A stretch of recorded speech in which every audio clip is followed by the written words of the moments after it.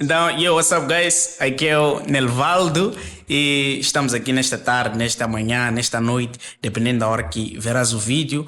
E hoje estou aqui a fazer parte do projeto Sem Filtros, este projeto que vem para abalizar, para promover, para transformar, para assim edificar o reino de Deus com a palavra, através de coisas que acontecem no nosso dia a dia. Então, fica atento, porque isto vai bombar, ok? Então, e hoje nós vamos falar de um tema muito interessante. Eu sou jovem e eu acredito que através da palavra de Deus nós podemos aprender grandes coisas e nós vamos aprender mais uma vez. Portanto, nós iremos hoje falar de relacionamentos, ok? I do not have the authority for that, mas vamos conversar sobre isso. E um dos versículos que eu encontrei hoje para falar sobre isso está baseado em Eclesiastes capítulo 4, versículo 9 a 12, que diz o seguinte: melhor é serem dois do que um, porque tem melhor paga do seu trabalho. Versículo 10, porque um ao cair levanta o outro, mas ai do que estiver só, pois caindo não haverá o outro que o levante. Também se dois dormirem juntos, eles se aquentarão, mas um só, como se aquentará? E se alguém prevalecer contra um, os dois lhe resistirão, e o cordão de 3 dobras não se quebra tão depressa. Então, o tema de tudo aquilo que nós vamos conversar é melhor dois do que uma única pessoa. Por que é que quero falar disto? Ou antes mesmo de avançar neste tema, eu gostaria que voltássemos um bocadinho a Gênesis 1, porque eu acredito que o conceito nos abaliza daquilo que é a realidade sobre os relacionamentos. Uma vez que nós estamos a falar de relacionamentos envolvem pessoas, nós somos pessoas. Então queremos compreender como é que tudo começa. Então em Gênesis 1, no primeiro versículo, a Bíblia diz que Deus criou os céus e a terra. E isso é interessante para mim. That's why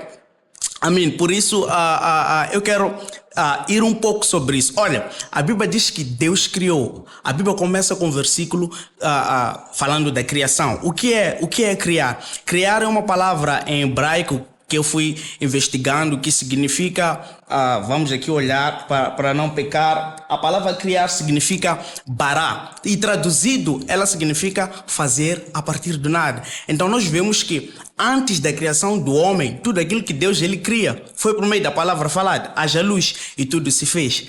Mas encontrei um interesse ou um momento tão magnífico que quando Deus ele cria o homem, já não usa o verbo criar. Então, quando nós vamos para o livro de Gênesis, no capítulo 1, no versículo 26, a Bíblia diz assim: e Deus disse, façamos o homem à nossa imagem, conforme a nossa semelhança. Então, quando nós vamos ao livro de Gênesis, no versículo 26, nós vemos que Deus ele forma o homem, e a Bíblia retrata a criação do homem usando outro verbo, o verbo fazer. Então, o verbo fazer, quando eu fui investigar em hebraico, significa produzir através daquilo que já existe. E nós percebemos o poder de Deus quando ele cria o homem, ele produz com aquilo que já existe, com a matéria que já existe, mostrando que o homem tem a capacidade de gerar e governar aquilo que Deus ele já havia preparado. E quando Deus ele já quer formar a mulher, a Bíblia diz em Gênesis 2 que ele forma. Formar significa criar de uma forma criativa, de uma forma formosa. Então, o fazer significa criar com um planeamento de um propósito cuidadoso. Antes com que o homem se relacionasse com alguém, antes com que o homem conhecesse alguém, Deus ele cria com um propósito. E esse propósito é um propósito cuidadoso, é um propósito feito com tanto carinho para que este homem, antes com que se relacionasse com alguém, ele pudesse crescer a uma estatura de representação ao próprio Deus. E é daí onde começa o primeiro casamento da história da humanidade, onde Deus ele une um ser humano, homem, com uma mulher. Porque nós observamos antes que, John, Adão estava no jardim e a única coisa que tinha pares eram animais. O elefante tinha seu próprio elefante, a girafa tinha sua própria girafa, fêmea e macho e tudo mais. Mas ele depois percebeu que, John, esse gajo está sozinho.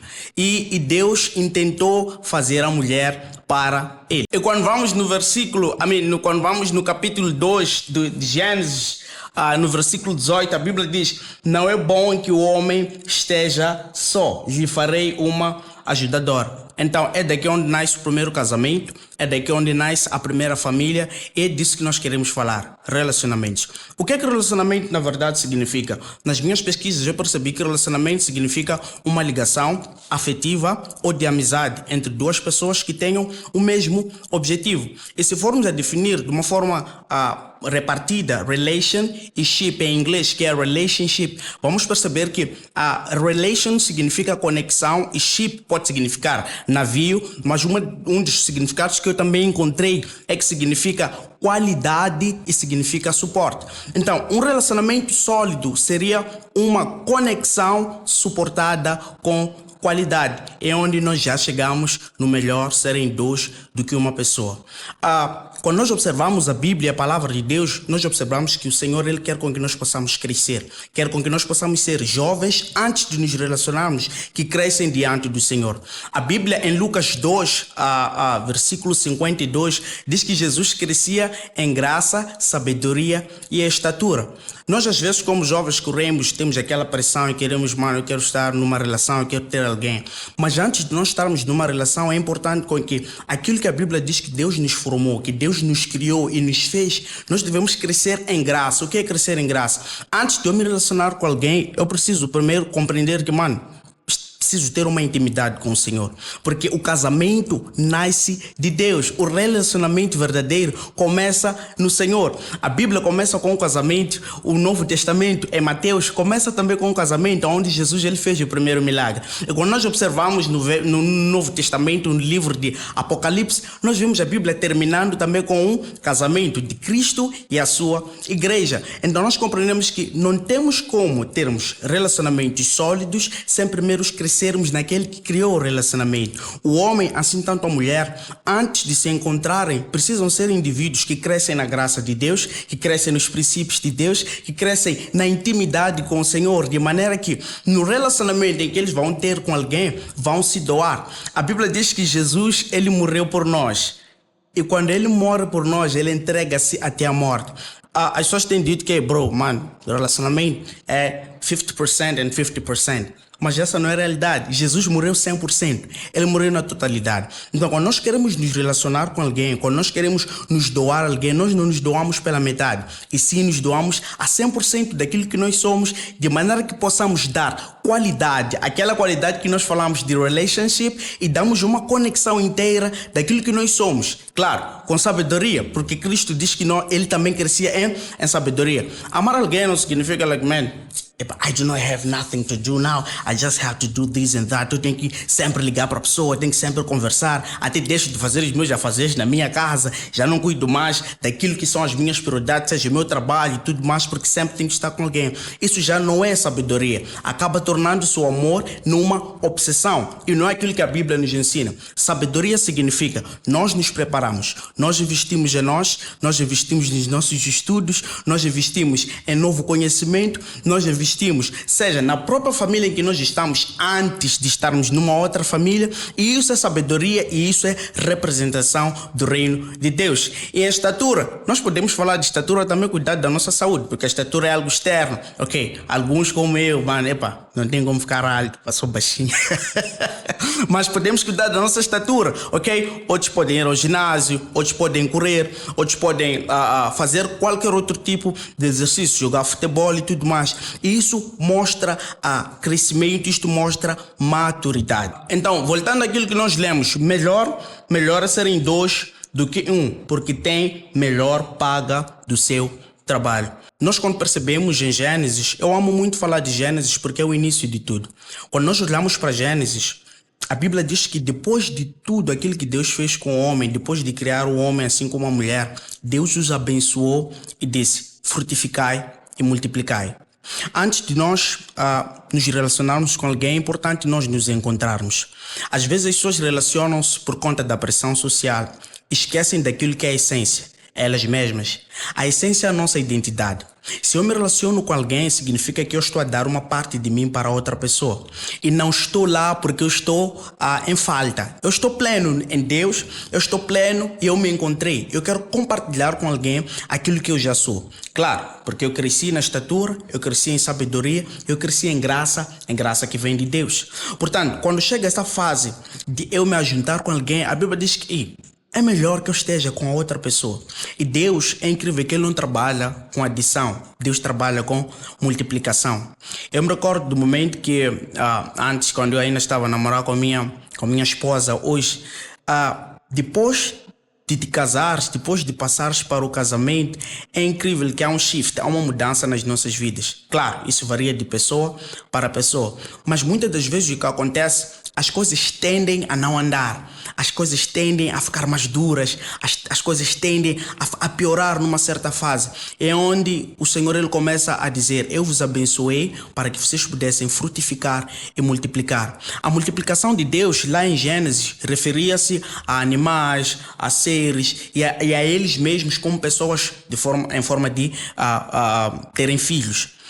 Mas a multiplicação do Senhor não termina apenas aí. Deus ele pode multiplicar as fontes de renda, Deus ele pode multiplicar o conhecimento, Deus ele pode multiplicar a vossa firmeza e Deus pode multiplicar a sabedoria. Mas isso só acontece quando nós compreendemos que a conexão vem antes em Deus, eu como indivíduo, antes de me relacionar com alguém.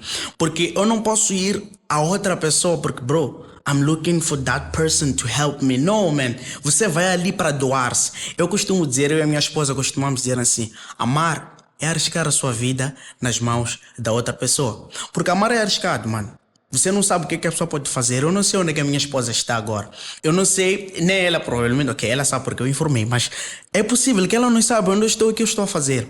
Agora, o risco que eu estou a colocar é por conta do amor que eu recebi em Deus. Eu decidi dar a ela. Aquilo que ela vai fazer com o amor que eu estou a dar, man, it's on her. Não está em mim. Depende dela. Então, eu arrisco, eu sou intenso naquilo que o Senhor me confiou. Se nós olharmos para a palavra de Deus, o maior ministério que Deus confiou ao ser humano é a família.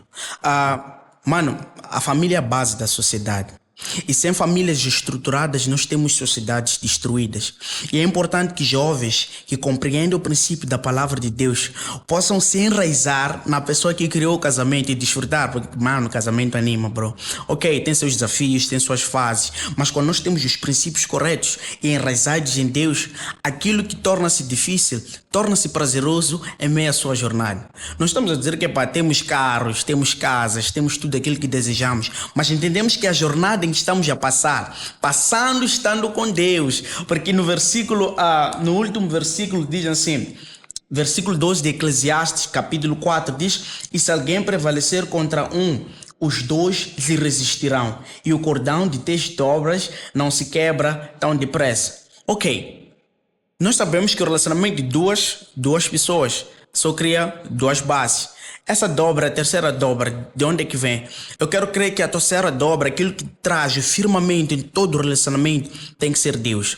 Quando nós temos Deus em meio a tudo aquilo que nós fazemos em detrimento ao casamento, ao relacionamento, o relacionamento torna-se tão forte, mas tão forte, que acabamos crescendo e avançando naquilo que a Bíblia diz. Em Deuteronômios 32, versículo 30, fala de uma coisa que eu admiro bastante. Diz que 1 expulsa 1000, mas 2 expulsam 10.000. Essa é a multiplicação de Deus. Se eu estivesse sozinho e a minha esposa estivesse sozinha a vivermos, ela sozinha expulsaria 1000 e eu sozinho expulsaria 1000. Então, contando essas duas pessoas, seriam 2000. Mas desde o momento que nós entramos no propósito, decidimos nos doar, decidimos arriscar no amor que Deus colocou, não expulsamos 2000, mas sim 10.000. E as barreiras das trevas, tudo aquilo que é usado para ofuscar o verdadeiro sentido da relação e do relacionamento, acaba caindo por terra. Porque a maior armadilha que o inimigo está a usar, o maior ataque,